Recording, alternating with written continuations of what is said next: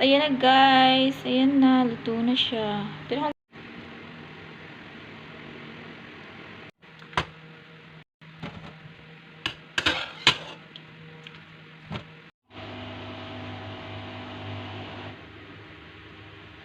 Smash na tayo ng potato. Ang nilalagay ko pala dito is butter, kaunting salt, at saka powder milk.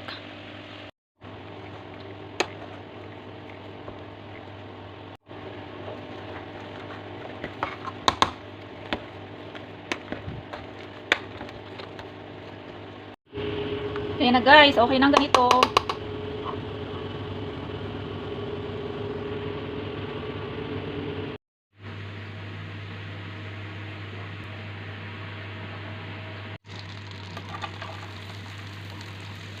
Hey guys, mag-isa na tayo pala ng onion, and then after that garlic.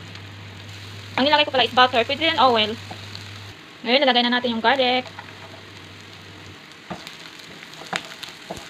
At ang minced beef. Halu-haluin lang natin. Lagyan na natin ng salt. Depende sa inyo, pwede din lagyan ng Maggi cubes. At saka cinnamon powder. At saka, of course, hindi mawawala ang black pepper. And, mikos-mikos. Ayan, kubera na natin. At mag-prepare lang tayo ng ganito. Ngayon, ang inano pala natin kanina mash, hatiin lang natin. Parang ano sa lasagna. Ganyan. Parang maliit ata to.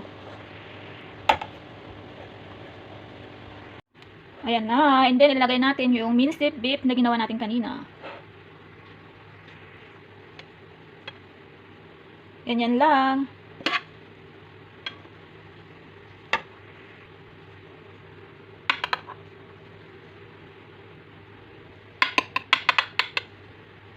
At, ito na siya. At saka yung natirang half na mashed potato, ilagay natin dito sa taas.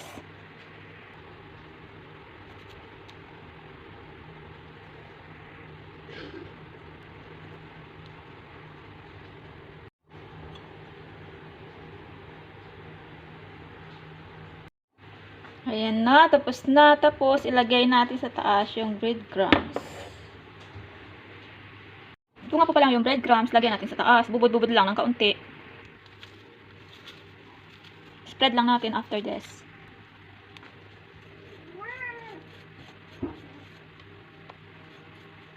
Ayan na, okay na. Kasi yung breadcrumbs, nagpapa-crunchy siya. And then, lagyan natin sa